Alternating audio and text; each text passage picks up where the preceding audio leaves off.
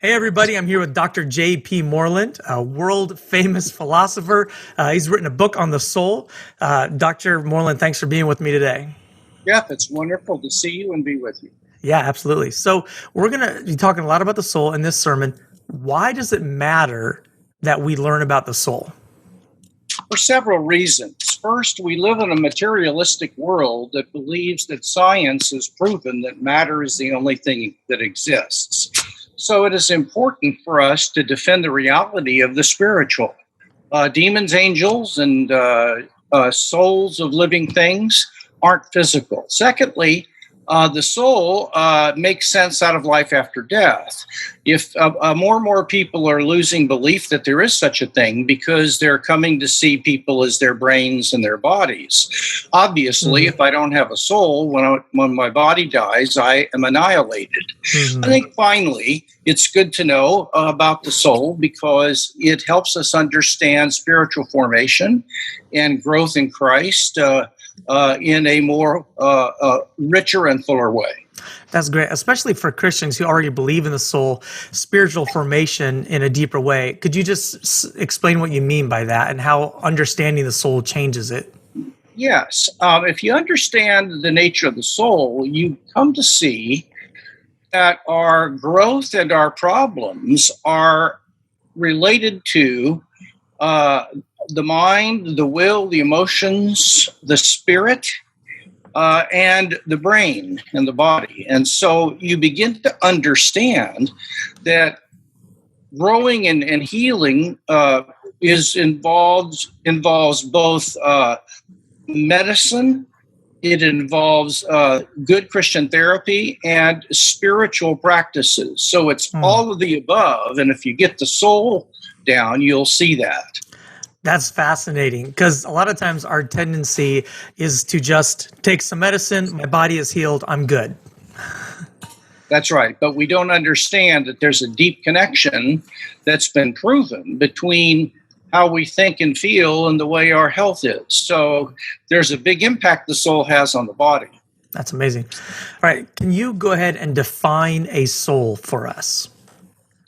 Well, in the history of Western culture and in the Bible, the soul could be defined as an immaterial substance or thing that contains consciousness and animates the body. So the soul is an immaterial entity that contains consciousness and animates or enlivens the body. When the soul leaves the body, or if the soul goes out of existence, say, the body is a corpse. It's not a body any longer. So the body is an ensouled physical thing. Great. And we, as evangelical Christians, we are substance dualists.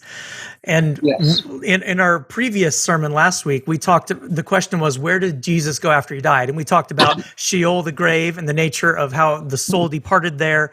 But could you just give a little description of what a substance dualist is and why that matters? Yeah.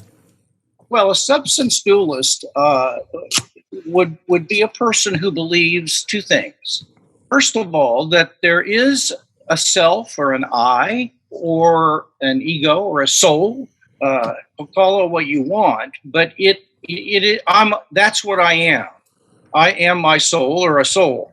And secondly, that the soul is not the same thing as the body or the brain. And so the substance dualist believes that the soul is an immaterial entity in its own right, and that it is not the same thing as any physical object, including the brain and the body. And that opens up the possibility of when you die, you could exist without your body, even though the Christian hope is eventually, at the end of the age, to have a resurrected body reconnected to us. But we do exist in the intermediate period between death and that final resurrection. And we're disembodied at that time. Yes. And the disembodiment where our soul and our bodies are apart from each other, that for us is actually an unnatural state. It's not the best way we were made to function. Paul says in 2 Corinthians 5, he'd rather be around when Christ comes back so he won't have to go through a period of being naked. That is, dying and having to go through a period of being without a body.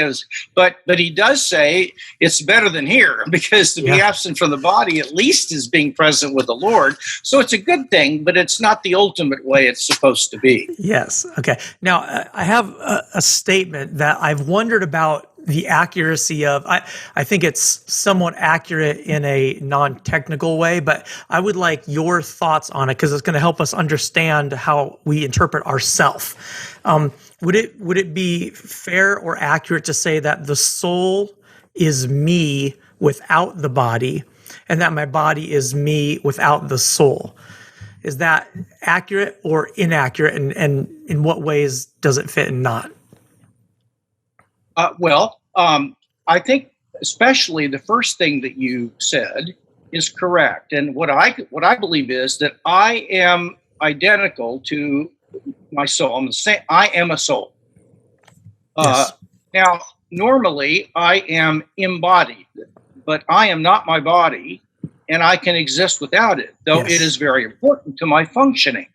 So just like a driver in a car is not the car, but needs the car to do certain things. And if the car breaks down, the driver won't be able to turn left or right or what have you. So when the soul is in the body, if something happens to my brain chemistry or my eyeballs, I will no longer be able to see, and so on. But that just shows that there's a dependency of my body on the soul and the other way around while I'm embodied. But I am a soul, and I have a body. Great. When the resurrection happens and we have perfect bodies, will the second statement be any more accurate, that I am, my body is me, not counting my soul, or will it still be less accurate? It would be less accurate, because I can't be the same thing as one thing and then all of a sudden the same thing as something else. That's incoherent. So I am a soul and always will be. But for me to function in the proper way, embodiment is very important. So when I get my spiritual body, I will be able to function like I have never done so before. I'll still be my soul. I won't be my spiritual body, but it will be a crucial aspect of what I need to function the way God ultimately wants me to. Great. And that's an important distinction, that our soul is who we really are, and our body is part of what our soul animates. Because if we were intrinsically linked to our body, 10 years from now, my body is completely different. My cells have all swapped out, and that would make me an entirely different person. Is that accurate to say? That's absolutely correct. And even though my body changes over time and is not literally the same body, because as you said, it has lost a whole bunch of its parts and gained new parts, I'm still the same over time. It's still me. And the reason is because I'm not my body. Plus, if I were my body and my brain, I would have no free will, because everything my body does would be completely determined by the laws of chemistry and physics and by my physical body. So it's important that there be a soul for there to be such a thing as responsible agency. Yes. I've heard the description, and you give some really good descriptions in your book too. I've heard another analogy of a person laying on an operating table and someone touching part of their brain with an electrical impulse and the person's arm going up. Then you ask the person, why did you raise your arm? And they say, I didn't raise my arm. Right? This actually happened in epileptic seizure operations where they have the brain exposed, and electrode will touch a part of the brain and a memory will return. Wow. But the person says, I did not choose to think about that memory. You forced it on me. They can tell the difference between when they act as an agent and when they are a patient, you might say. Which absolutely proves that there's a difference between the me, the soul, and what my hardware is doing. Absolutely. Don't you recognize the difference between when a thought is coming to you from outside, like somebody's talking to you and you're just passively receiving thoughts, versus times when you choose to direct your mind and think about a certain thing that you didn't have to think about, but that was your choice. There's a different feel to it, isn't there? Absolutely. Can you talk a little bit about how memory doesn't actually reside in the brain, but it resides in the soul? Yes. The consciousness cannot exist in the matter. I can't. Don't have time to prove that. It's in the book. But the brain is not conscious. It may cause us to lose consciousness if something happens to it while we're in the body, or if I get brain damage, I might not be able to access memory. But it's like a CD. If you have a CD, is there sound and music in the CD? The answer is no, because you can hold it up to your ear and there's no sound. Right. All that's in the CD are physical grooves. But if the CD is not damaged and you put it in the right retrieval system, guess what? That will cause music to occur, not in the CD, but in the room. Well, similarly, memories aren't in my brain. But if my brain is damaged, I cannot use my brain to recall memories. But that doesn't prove the memories are in the brain any more than the sounds in the CD. If my brain is functioning, then I can recall memories that are lodged in my storage house in my soul. But the brain needs to work like the CD for me to recover. Yes. Yeah, and just to be clear, so people in my church and listening to this know, that's not a new novel idea. I mean, that's been what philosophers and theologians have believed for a long time, right? Oh, this was not a discovery of neuroscience. People knew this centuries and centuries ago. It was obvious that if you got hit in the head, you might lose your ability to have memories or something. They knew that. But they knew that didn't prove we're our souls. It just proves that we depend on we're our bodies. It just proves we depend on the body functioning to do certain things mentally while we're in our bodies, just like the driver depends on the car. Yeah. So when we have resurrected bodies and they're perfect, do you think we'll be able to access all memories perfectly? Yes, I do. I believe we will. I believe that if there will be memories that we can refuse to think about if we'd like, but if we want to, yes, I believe we'll be able to access them. That's pretty astounding.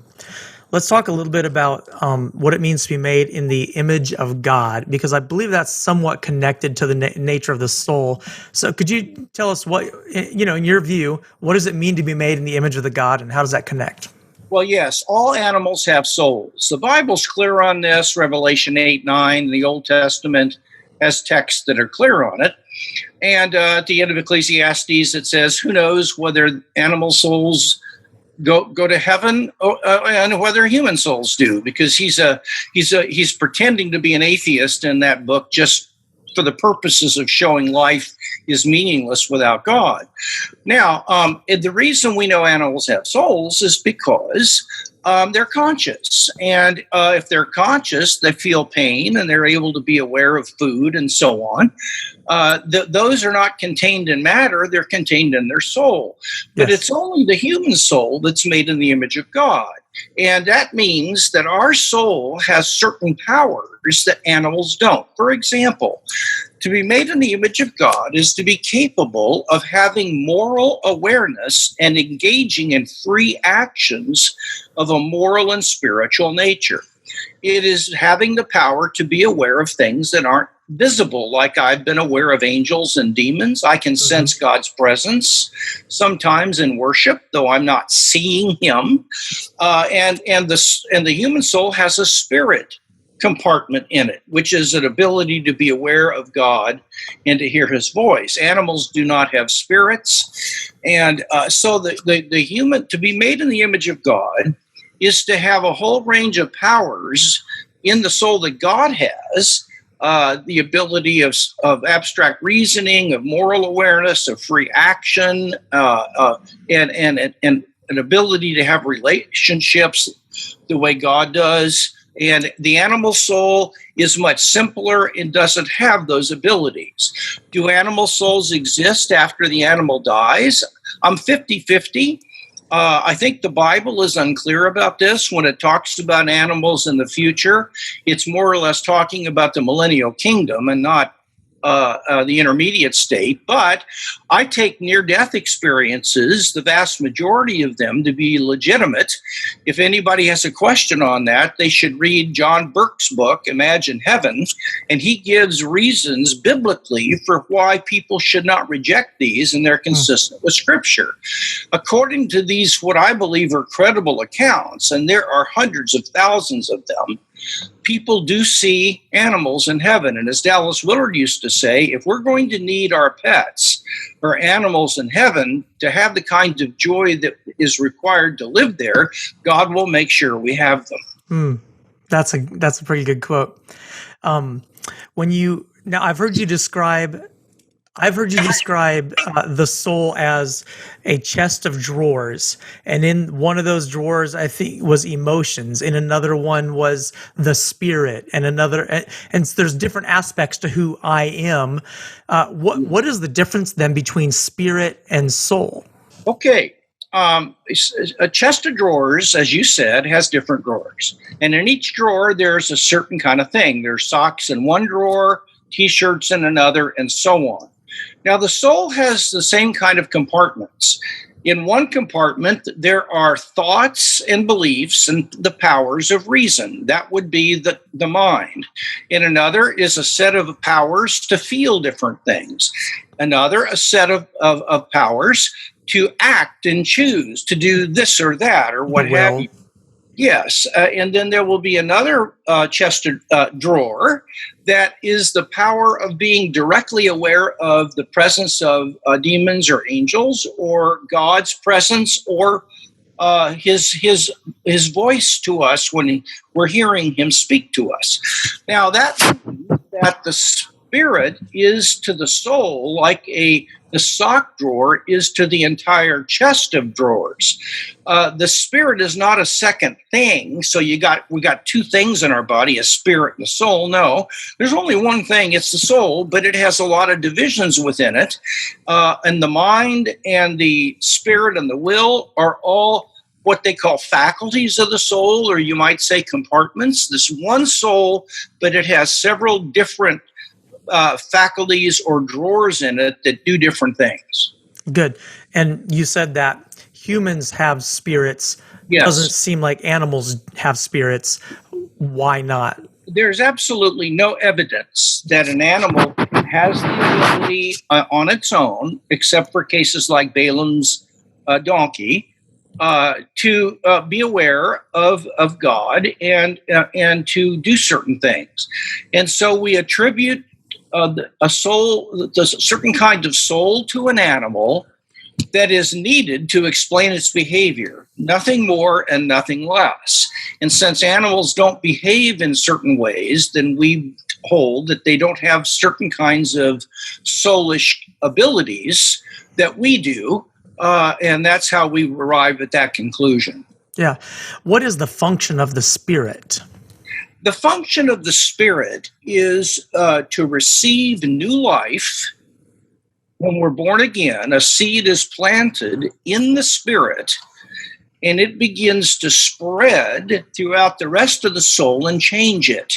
It spreads to the mind and to the will and the feelings. If it's watered properly, it will. And then the other function of the spirit is the ability to be directly aware of angelic, demonic, and divine presences.